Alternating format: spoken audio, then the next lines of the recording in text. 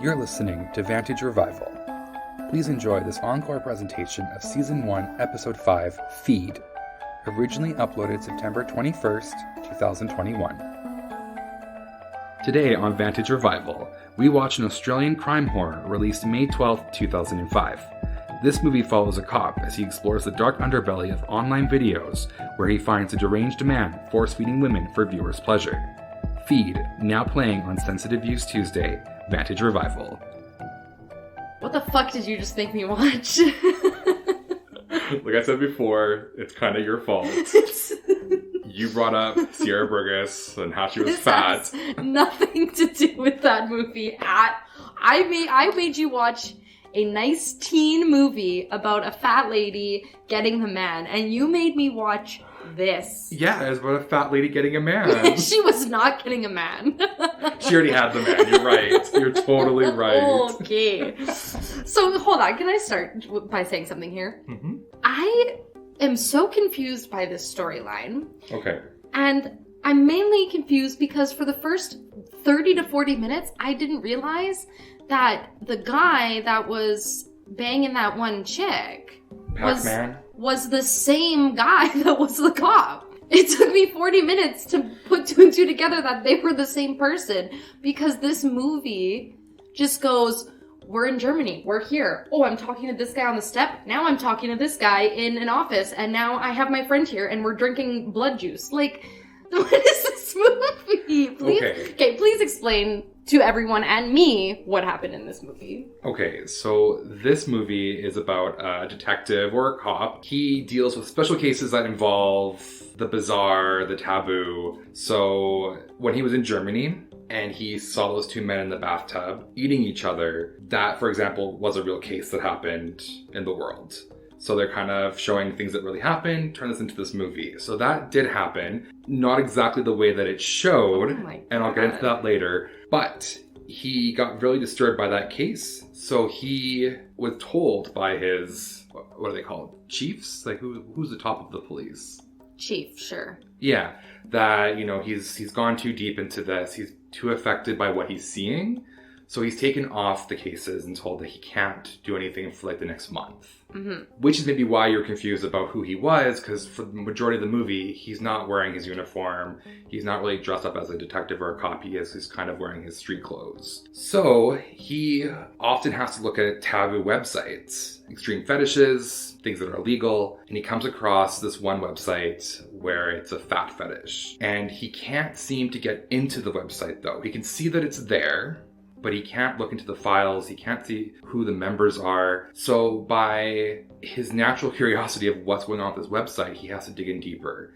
That's when he notices that there's a betting on this website, but he doesn't understand what it is because he still can't access the betting portion of the website. Are they betting on how fat the girls will become? Are they betting on what food is she going to eat? Like there's no reason for this betting system to be there. So he's really trying to figure out why they're betting. Ultimately, he figures out by hacking into it later on in the movie that they are betting on when the girls will die from being overfed. So at that point, this is completely illegal. We're watching these people die. He needs to figure out if these girls are still alive and how to find them.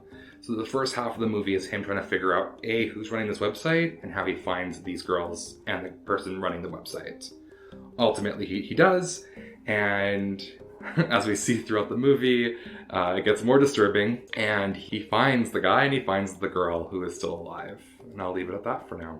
So you mentioned that this was based off of true stories, and it's funny that you say that because one of the things that I thought of watching the movie was there was this girl on YouTube, and she went through a lot of controversy because she started as this weight loss channel and was trying to show people how you can go from 500 pounds and I'm going to do this and diet. And as soon as she got these views, she turned into like a fat fetish channel, and it was really deceitful and discouraging. It became this huge controversy. She actually got banned from YouTube because of doing something like this, where she just overate online and people were encouraging her to eat and overeat. And so that kind of reflects to something that's happened. New age, this stuff still happens today. Obviously, this stuff still happens today, but in the public eye, very much. Yeah, and I think if you go searching for the fetish you're looking for, you're gonna find something and somebody's done it.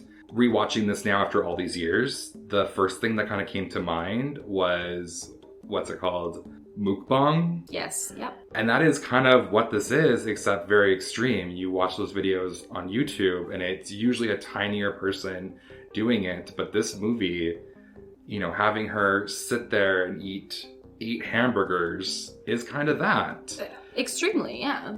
So how can we judge it as this taboo fetish when you can watch that on YouTube and watch someone eat a whole plate of whatever food you desire to watch them eat? Yeah, but it's okay in that sense because they aren't obese, typically. I'm not saying I think it's okay. I'm just saying. I get what you're saying about being obese is obviously unhealthy, but also eating that many calories and the fat content is also unhealthy 100%. No matter if you're 80 pounds or 580 pounds. But I think, so I know I said that wrong, but what I think is that people watch mukbangs to be entertained. Oh my gosh, this skinny woman can shove this many calories down her throat, where it turns into a fetish when it becomes a fat woman. So you think it's not a fetish to see a skinny girl eat a bunch of food? Well, I think that it's something that wouldn't be on YouTube if people were...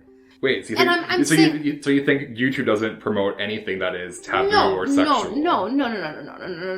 I'm not saying that. I just think that it turns from... Obviously, it's a fetish to some people, but I think that people that would watch mukbangs of...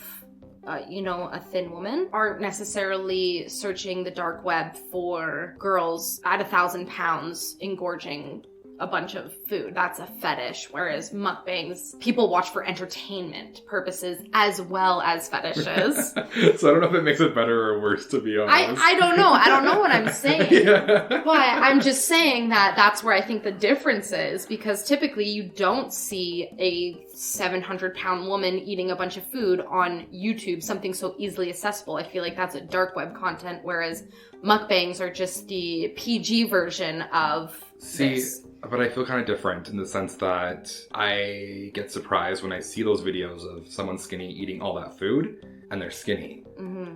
And it's a lot of food. Like, it's a lot of food. Is that not promoting other health issues like bulimia, potentially? Mm-hmm. Yeah, there's actually a different YouTube channel of a girl who was doing mukbang, and she went off the grid for a little bit, and people are still concerned about her. They thought there were so many conspiracies about her being kidnapped or held against her will and forced to eat these. I saw that video. People are talking about it. But of course, that's one thing when you watch the conspiracy videos of it, if there's that thought of maybe she had an eating disorder, because there's no way that somebody that small can take that much calorie intake and not gain anything. It's scary. Okay, but if there is consent between two adults, is it as bad or as taboo? Obviously, it's bad if someone does not give consent.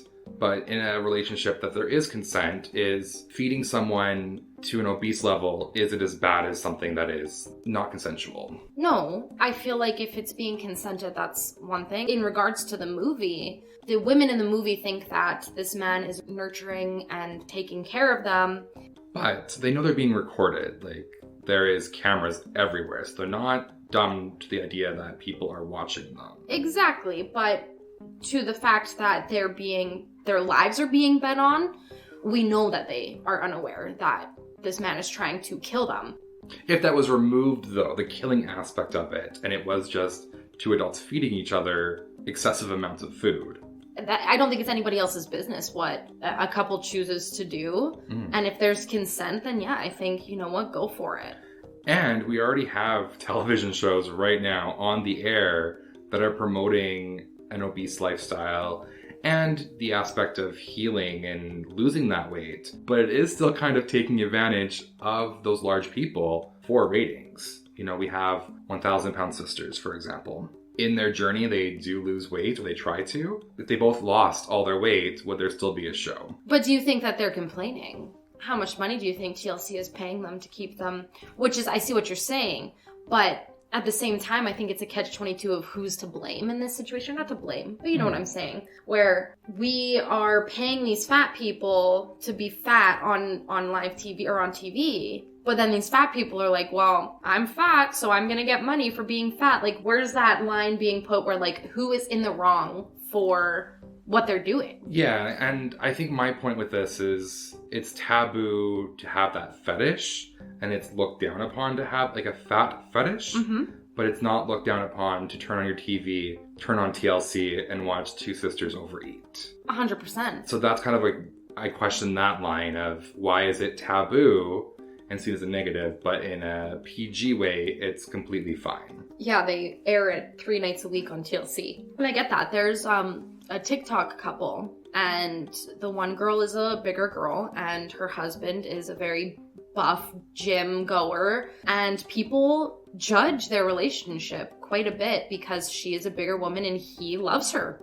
And they're like, well, there's no way that a guy like him could love a girl like you. And it's like, when you're online and you're looking through the comments of these videos, and people are horribly rude. But yeah, there's a whole demographic of people, whether it's a fetish or not, that tune into TLC Wednesday nights at 9 and watch two sisters be mean to each other, and they are extremely obese. Where is the difference between... What is that line? Yeah. Is there that line?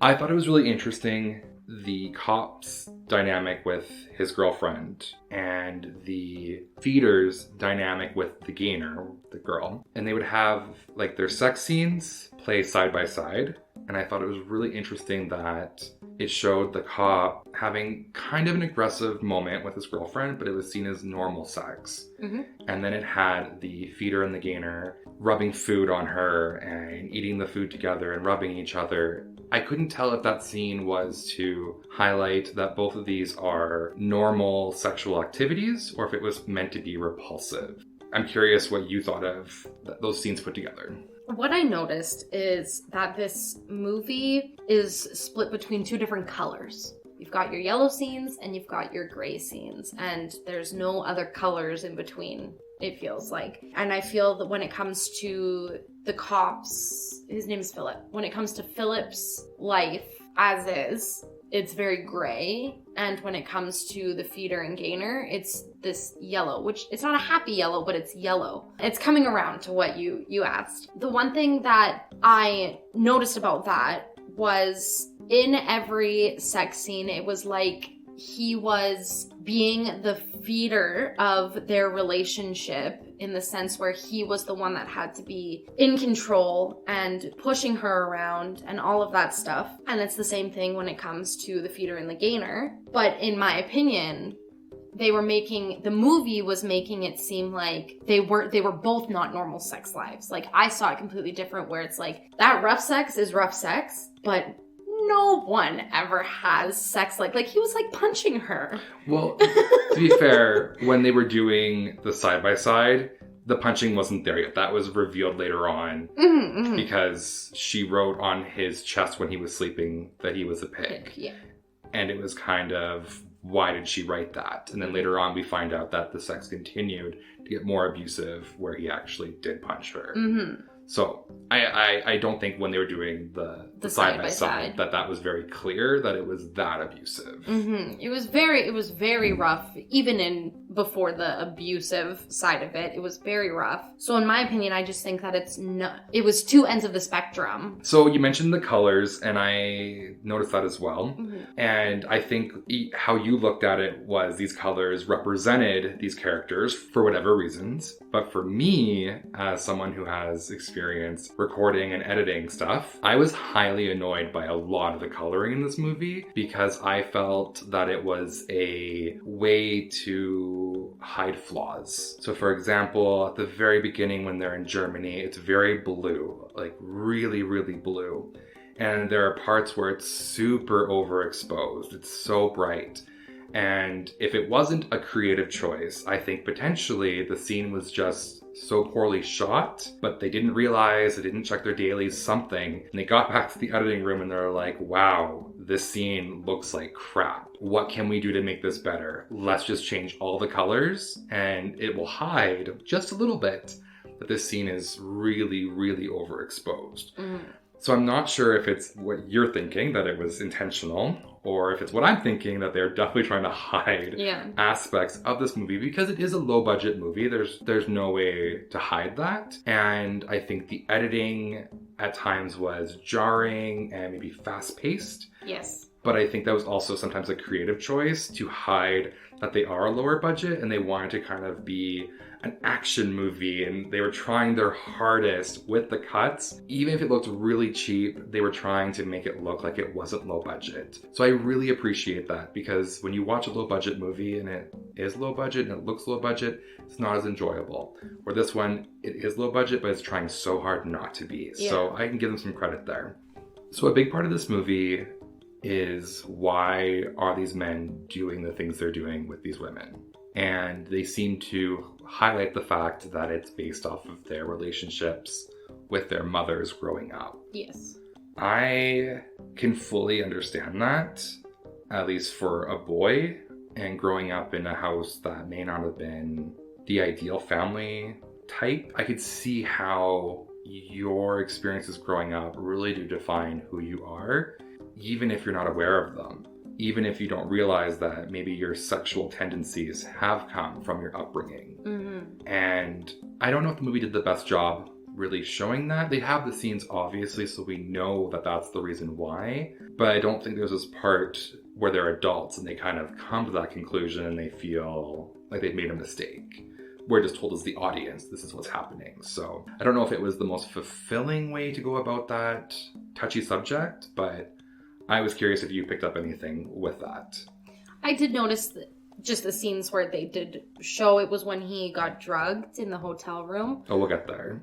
There in the hotel is the first time I kind of understood that Philip was also going through some hard times with his mom. Like, that's when it came together for me, was the reason that he could be treating women this way is because of what he's seen when he was a kid. But you're correct. I didn't see anything that kind of closed off that story or showed character growth from the two different people coming into their lives. And there's obviously a huge battle between Philip and Michael, but there's nothing that comes from it that's like, I'm a changed man. You've shown me that, there's no closure to it. There's no character growth at all. And I think that is a part of it being a thriller. I don't think you get much growth from the killers of these movies. Mm-hmm. So I wasn't surprised by that. But with Philip, I thought there'd be something a little bit deeper. Yes, he does realize that he crossed the line by punching his girlfriend. And he kind of has a redeeming arc at the end when he gets married. Yeah. But I feel like that's more of a vengeance type situation, which we'll get into that as well. Yeah. So you did mention the hotel motel scene Hotel Holiday Inn. where Michael somehow found Philip. I don't know how, but he did. I know, this guy's weird. And he brings him some fast food breakfast and a coffee. And then he eats and drinks them. I literally said, what the fuck is this guy doing? What guy? What cop? What cop? Thank you. I also wrote down, this guy is a terrible fucking cop. And I'll get more into that. But the thing is, this psycho man stalks him down and goes, you need to eat. This is why feeders have power, because the man says you need to eat and the cop went, okay. And he just took the breakfast and he ate it. Duh, it was drugged, obviously. What do you think? What do you think, idiot? Yeah, I don't get that scene. I think, again, being a lower budget movie, I think whoever wrote this was really trying to be clever. And there's lots of movies in the 90s, early 2000s that are very driven by this kind of sneaky psychopath. And I think that was their kind of way of saying, this guy knows more than we think and he can do more than we think. But it wasn't realistic. That would never happen. You would never ever take food from a stranger that you know is potentially a killer and just eat it in front of them and be like, I'm okay with this. Yeah, never. Especially if this was a scene after he had just met Michael's wife, where this is, remember I asked you if his real name was Nigel, because that's what he told the foster sister, I'm assuming. And when he meets the wife, Michael's wife, Michael is giving him all of these scenarios where he's like, and you told my sister that your name wasn't what your name was because your name's Philip. And he's like calling him out on all this stuff based on very little knowledge of this hacker that has been hacking into Michael's system. He's scarily figuring out down to the location of his motel where this guy is at all times. I think that is one of the parts that I liked more, was how truly psycho they made Michael. I enjoyed that more than the rest of the characters, I think. But I also want to come back to something super quick. In the hotel, I'm still utterly confused what that pudding was that he was carrying around everywhere and why he injected it into Philip's body. What is that? Is that fat? I love you. I love you is so much. Fat? I can't believe you thought it was pudding. I know it wasn't pudding. I know it wasn't pudding. It was like, a what pudding the hell consistency. Are you talking about? He wasn't carrying pudding around, but there was never even a pudding seed. What are you talking To about? clarify, I did not think, I knew it was an actual pudding, but it looks like pudding, low budget. But is it meant to be fat? What part of Lucy? All the parts of Lucy. What? How? What? Have you never seen like an animal have its fat rendered? No! I don't just go on YouTube and look up animal fat rendering. Neither do I. No, well. But I know enough that I can understand where that fat would come from. And also, there's nothing saying that Lucy was the first victim. That is true. It could have been anyone's fat. There was many girls on that website. There was many girls in the website pictures, so I guarantee that fat is not just Lucy's. She was just the most recent one to die. So yeah, that was fat that he injected into Philip. Just, like I said, I knew it wasn't pudding. I'm trying to, you made me sound stupid. You said it. Because it was a pudding consistency? There was nothing to that scene except injecting him with the pudding, him cutting the pudding out, and then the next scene started. So I think that scene was, again, that control of, look what I did to you. I drugged you, and I filled you with fat. I am someone you don't want to mess with. Because at this point, they're confrontational with each other, and I think he was just trying to prove a point that he shouldn't be messed with. Yeah. When Philip woke up and he had that lump on his stomach from the fat injection, and he's squeezing it out, all I could think of was like those zit popping videos. And I'm like, someone is probably loving the scene so much right now. It's so gross. So many fetishes in this movie. And you like zit popping, don't you? I like blackhead popping. Zit popping's disgusting, but blackhead popping, I'll take that any day. That doesn't even make sense. What's the difference? Well, because one of them looks like fucking pudding is shooting out of someone's boil, and one of them is just a hard little black rock. I don't want to see the pudding squirting out everywhere. That's disgusting. When they're actually fighting on the front lawn, when Philip confronts Michael, or vice versa, Michael's like, I'm gonna call the police. Yeah, I know where this is going. And Philip's like, do it. Yeah, and then he ran away. Like, what? Why would you threaten him and then be like, yeah, do it? Then he runs away because he's scared. But this is one thing I noticed. Even when he goes, he follows Michael from his original house to his grandma's house. That's empty now. But he does all of these jumping over fences and sneaking around cars, and then he pops into the kitchen window, sees him inside as if he didn't watch him go into the house. And then he just runs away and goes to the other house. And I'm like, what was the point of that scene? Oh, he just looks in the window and then he leaves. There was lots of running. Philip does a lot of running in this movie. Philip don't stay in one spot ever. For no reason. For no reason. I also thought it was interesting when Philip was questioning people in this movie, like Michael's wife. She just pretty much gave him all the answers. Even before he brought out the gun and like threatened her, she still was like, yeah, this is what's happening. Yeah, I know. Yeah, this is what's happening. And I'm thinking, they're like in church. Like, yeah, they're in the middle of a church session, and it just, again, doesn't seem believable. But same when he goes and talks to the priest, and we learn that that is Michael's sister living at that priest's house still. Yeah. That sister also gave away everything to a complete stranger. Yeah, this is where he lives. This is his address. Do people really do that? Do people actively just give out people's personal information? Well, and that's even with the priest. he just walks up and he's like, I don't know anything. And then Philip's like, I know you know. And he's like, okay, well, he lived with us and it was a bad idea because he got his sister fat. Like, he just told everything. It didn't make sense. It doesn't make sense. It was very especially because convenient. they're all like, you're not from around here, partner. And then they just give them all this information. Word vomit. Speaking of information, when they finally hacked the porn website, yeah, they were able to find all of the girls, all the models listed on this website, and it had their name, their ages, and their SIN numbers. Now, I understand if this was a legit porn website, you would have those things on record just to prove that they are A, allowed to work, and B, that they're of age. Yeah. But this was not a legit porn site. It's, as you would say, like a dark web situation. It's for people that are trying to find something illegal. I don't think an illegal website would have the girls' full names, their birth dates, and their SIN numbers on it. They're not even being paid.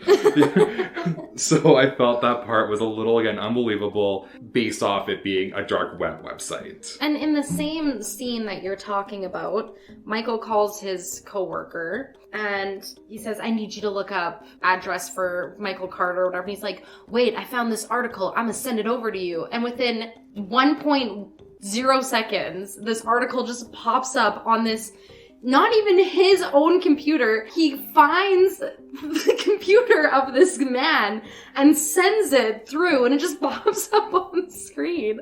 What? On the same token with the assistant, when Philip was asking him, like, hey, please, like, find this address, find this girl, he was like, no, I can't do this anymore. I'm gonna get in trouble. It's too much to ask of me now. I'm like, bitch, you've been working with him for a week now. And now it's too much? Doesn't he hang up the phone and run away? I think he lightly jogged away. But really, like, you're already helping this guy. You're days into it.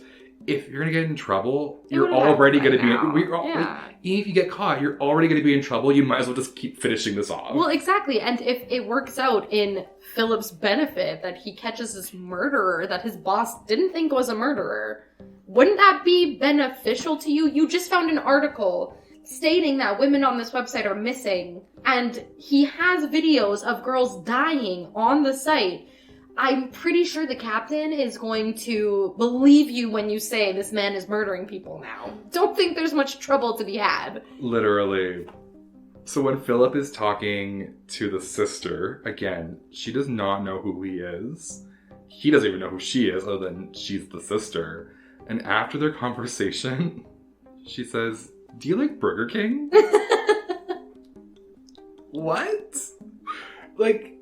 Again, when you're having a conversation with people, do you just randomly ask a very odd question that is not relevant at all to the conversation? I mean, okay, I have, but to people I know, like me and you could be sitting down and we could just be watching something or whatever, and then I'll be like, do you like Burger King? Like, yeah, a thought will pop into your head. Yeah. But it's with something you feel comfortable with. A that they're not going to judge you. Australian man on the street asking me weird questions about my psycho brother that got me fat. Do you like I don't Burger King? think I'm going to go to Burger King with the man.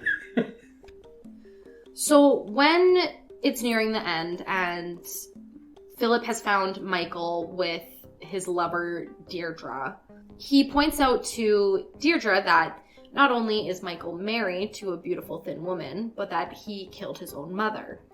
And Michael admits that he kills his own mother and says, I even carved her out to make her thin and beautiful, which is so weird because Michael has just admitted that thin equals beautiful, and Deirdre was just told from Philip that his wife is thin and beautiful, and yet Deirdre still chooses the side of this nourishment from Michael after he's pointed a gun at her head, after he's half smothered her to death. She's still not believing. This man is trying to kill her.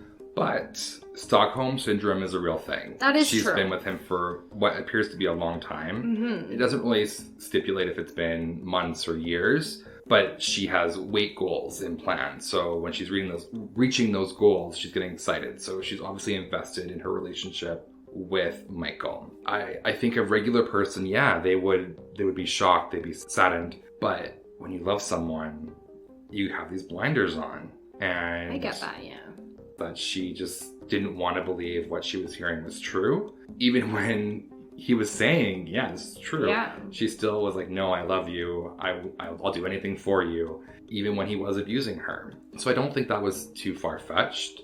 I think, if anything, it was probably the best idea to keep that in the realm of realism. I don't think her turning her back on him would have seemed as organic. I get that. He's definitely got some mental issues that I think stem around his childhood and Michael. And I'm confused. When he's saying these things, talking about how thin is beautiful, and then he's saying that big is beautiful, but we all know that he's just really killing these women, and then he smothers her or points a gun at her, and when she freaks out, I think he sympathizes, but I don't know. I honestly don't. That confused me. I didn't know how much of it was him acting or how much of it was him being sympathetic towards this woman. So how I took it is all of that was him. There is no acting. I think he does see the beauty in a skinny person, and I think he does see the beauty in a fatter person. Mm-hmm. I think that he struggles with the relationship between him and his mother. So there is that nurturing there. There is that wanting to provide and take care of this woman as if she was his mother.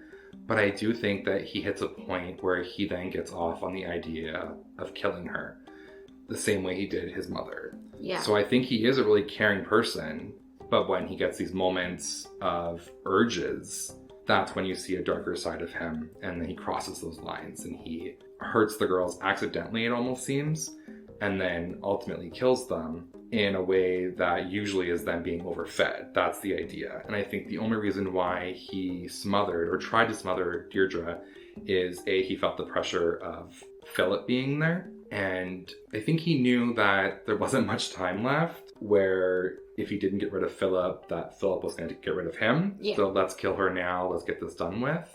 But that also didn't work. You know, he didn't actually completely, he gave up. He didn't try to kill her after a while. And I think that's because that was never his plan. He wants to overfeed her. He wants her to die a natural death, but he wasn't given that opportunity with her, at least. Yeah.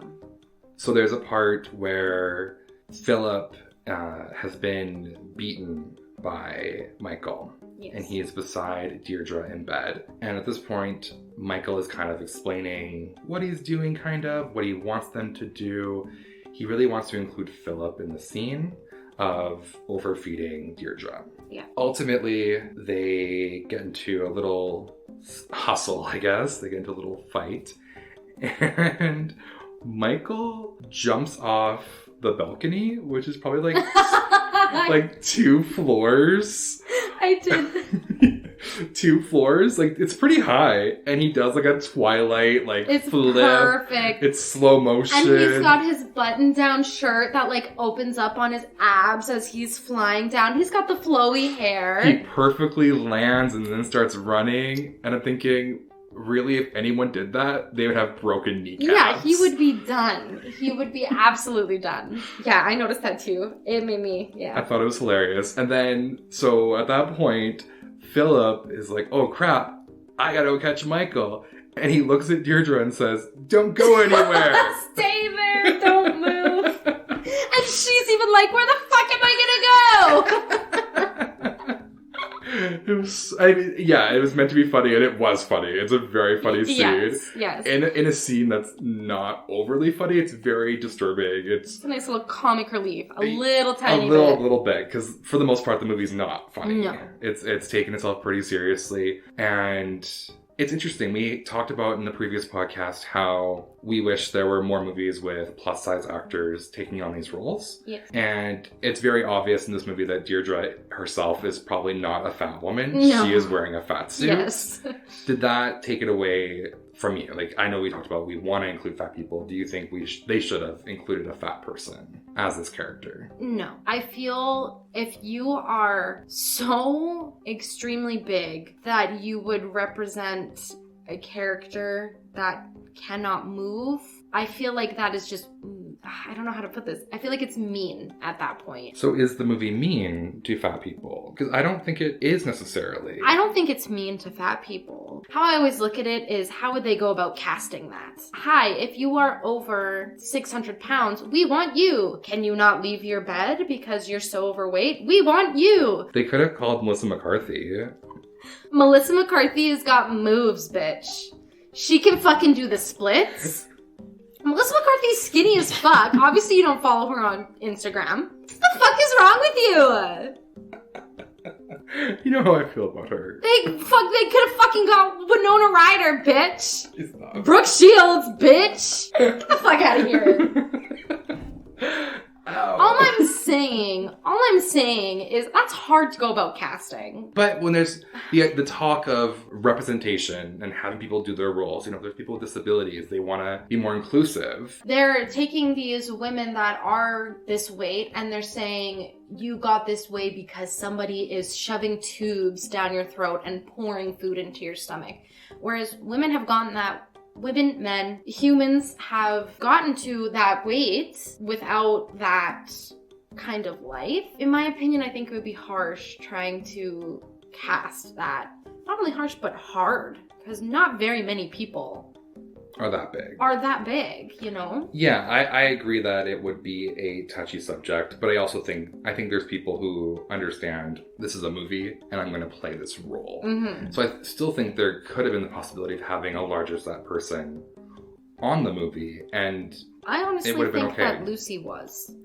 I think Lucy was too. Yeah. I don't think she weighed as much as Deirdre in this movie, though. No, Deirdre was not. listed as 602 pounds. Yes. And I think Lucy was about 100 or 200 pounds. 494 is what I thought I read. She was considerably less than Deirdre. So I think it was good to have, again, somebody at least represent the plus size community. And again, I don't think that it's necessarily a bad thing to have someone be that representation. Mm-hmm. So at the end, they're back in the makeshift bedroom, and Philip is really struggling at this point to control his emotions. Yes. Michael is really feeding into him that he's abusive. And I don't know how he knows this information about him, but somehow he does. And he's really feeding into him that he's useless and can't do anything. And afraid of commitment, doesn't look. Yeah, which I mean is all true, but how does Michael know that? Plot holes. Plot holes. Psychos, plot holes, same thing. And then Deirdre starts, piping in the background of, I love him, and stop it, and I hate you, and go away. Crazy motherfucker. She looks like she didn't have teeth at that point either. It was very weird. Motherfucker! But she's losing it. And Philip is also losing it. And out of nowhere, there is a plot twist. Something I didn't see coming when I first saw the movie. Did you see this part coming? Not at all. I was shocked. So Philip, the cop who's trying to save these women, trying to stop them from being murdered, shoots Deirdre in the forehead. Yeah. Like... What? Shut her up, I guess. You said it. He's a horrible cop. He is a horrible cop. And then he appears to shoot Michael. They don't show it, but the gun sound goes off. Yeah. And then we get the ending. And Philip is now living in Michael's old house. Yes. And he is married to Michael's sister. Yes. Did not see that coming either. Not at all. I completely forgot about this ending. I thought that he was going to, when he walked into that house, I honest to God thought it was going to be with that girl, and that he made a change in his life, which made a change in his girlfriend's life, and they finally figured it out and had this beautiful, colorful life. Nope, he Michael's sister. He married Michael's sister for, I'm assuming, revenge. Yeah. Or the love of Burger King. Obviously Burger King. The cheesecakes. But then there's one more twist ending, and we go back to the old farmhouse where all of this stuff went down, and we see that Deirdre is still dead on this bed, rotting away. Yes. And Philip sits down and starts eating a sandwich.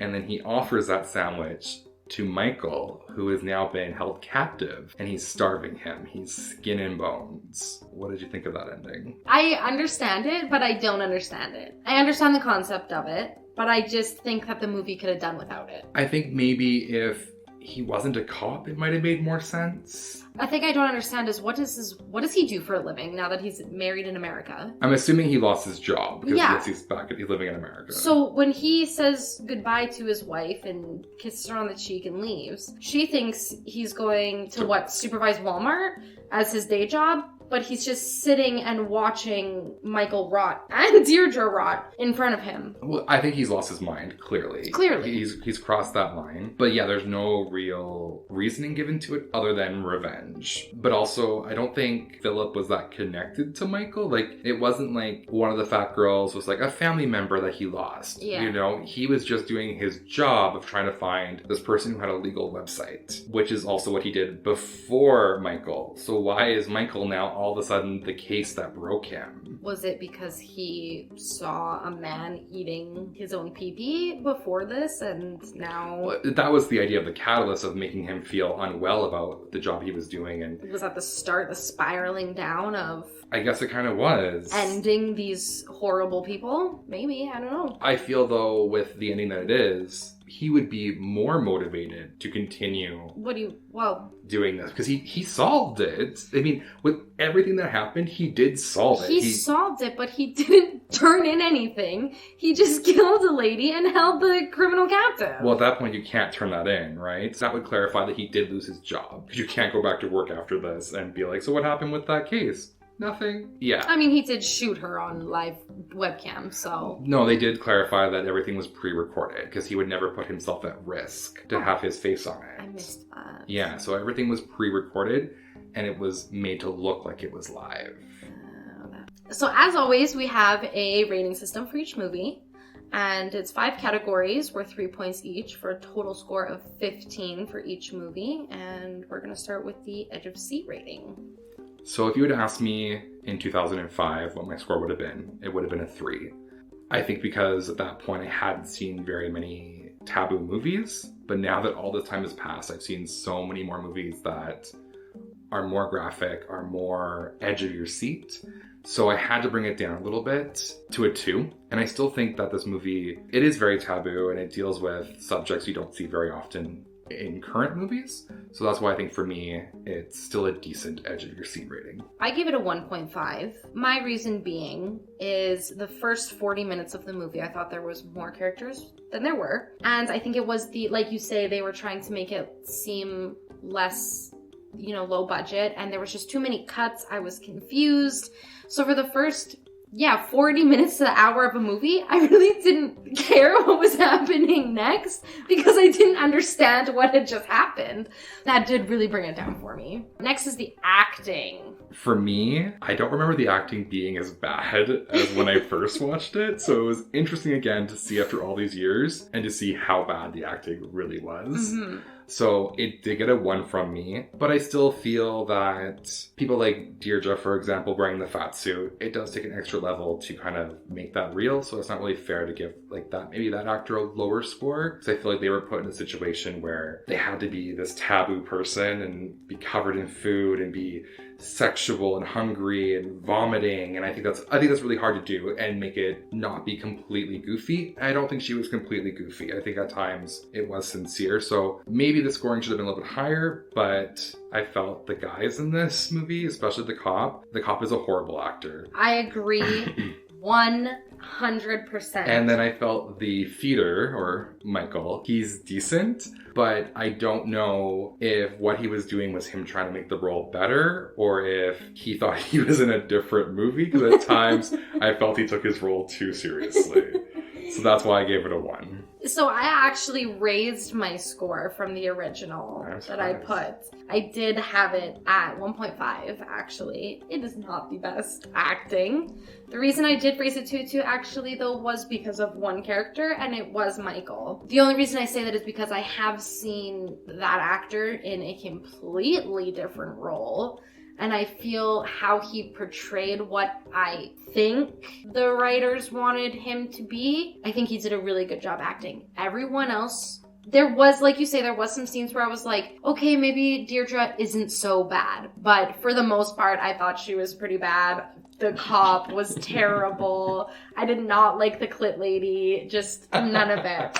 So it still got a higher score than you gave it, but not the best. That's true. You're carrying this movie so far. I really am. Okay, climax/ending. I gave it a 2.5. Okay, yeah. I do think it's a very dramatic ending. I think him shooting Deirdre is unexpected. And no matter how you feel about it, if it was a good thing or a bad thing, it still left you questioning the ending. I think that's always a positive. And I didn't mind that we kind of had 3 different endings. We kind of had Deirdre dying. We then had him being married. Then we had the twist of Michael still being alive and this time being starved and saying, feed me, instead of the other way around it being overfed and asking to be fed. Yes. So I really did enjoy the ending, and even though there's so many flaws in it, I still think it's worth it to watch the movie and you'll get something from the end. Yes. I gave it a 2. The climax, I feel, really came when Michael... I don't feel that way. It did come when Philip found Michael in the house. And it did get interesting there, but that is also the ending of the movie. And I think if they didn't, and I know we differ on this, if they didn't have that last scene, I think I could have scored it maybe a little higher. But that last scene for the ending, I just wish that either Michael would have been shot with Deirdre, but I think him starving and saying feed me, that I disagree with you on, and I think it made it worse. It brought it down for me. Interesting. I liked it. Okay, script. So I gave it a 1.5. The reasoning for that is what I mentioned before of them hacking the website and finding the girl's SIN numbers and that stuff. It just wasn't realistic yet again with the plot of this story. The reason why I couldn't give it full marks is... that is the reason why I couldn't give it full marks, is there's plot holes in the actual script. But it gets points for bringing something new to the table. This is a very sensitive topic, and even though it was not the best movie, I do think that it brings up issues of cheating, violence, fetishes, what is love, what isn't love, what is supporting someone and what isn't. So I think there's definitely taboo subjects and real life subjects that are in this movie that even though they're in a movie that may not be the best, it's still good that they were brought forward. So the script could not get a high rating from me, but it could not get a low rating, so 1.5. So I had mine at 1.5 as well, but I did move it up again. I think I am carrying this movie right now. I gave it a 2. I, once again, changed that when it came to me actually thinking about how Michael's character was written in. I did actually enjoy the parts where it was kind of flashing back and forward to what Michael was doing now in comparison to what he did when he was a child with his mother. So I liked those relations. But like everything else that didn't focus around Michael, I didn't love. The cop just was not good. I've got no other way to put it. It's a 2 from me. And last but not least, would you watch again? I gave it a 1.5 because having seen it now probably 3 times, I don't think I can get much more out of it watching it again. But I would definitely show it to somebody else if they wanted a movie that tackled taboo subjects. I still think there's a reason to see it. So for that reason, 1.5. I gave it a 1. I don't think I would watch it again. The ending's cool. I'll talk about it with people maybe, but I don't think it's something that I'll ever show anybody or choose to sit down and watch again myself. I had a score of 8.5 out of 15. And my score was 8.5. We both had 8.5, so that is 17 out of 30. So this movie did replace American Murder and right now sits on our 4th spot. I have a request for you. Oh. Yeah. If you would be okay with it for our next week movie, could I have 2 of the same movie? So like a... So this story is, you've never heard of it, right? No. The cannibal scene in Germany, because again, that was based off a real story. Yes. I'm not going to say too much about it because I really love this story. As odd as that may sound, it is a very intricate story, and it involves so many layers of who we are as human beings. Feed did it in a way that was really mocking the situation. They did it to really shock the viewers, and the story is still shocking no matter what, but how they had it where, like, the one man's laughing at the cop, like, that didn't happen. It was never, without giving away too much, it was never this evil, like, look what I did, I'm eating a penis, like, that's not what this story is about. Yeah. And I don't like they did that, but I understand why they wanted that shock of him being disturbed by everything. Yeah. So, and there were 2 movies that were made, and a documentary, which is also really good, but there were 2 movies that were made. One is based off the videotapes, because they did record everything that happened. And that movie is based exactly off those tapes. That's cool. And then the other movie is a Hollywood movie that does their Hollywood version of it. Yeah. And they're very different movies about the exact same thing. Mm-hmm. And they're both special in very different ways. So if you're okay with it, Yeah, I'm down. I would love to have a double feature. Yeah, that thing sounds interesting. for these men. Yeah, and you know that I'm into that stuff. Especially the real tape side of it is probably pretty exciting for me. So, because I'm crazy. Just a little bit. Thanks for listening to Vantage Revival, and listen every Tuesday and Friday for our newest podcast. Share, comment, subscribe.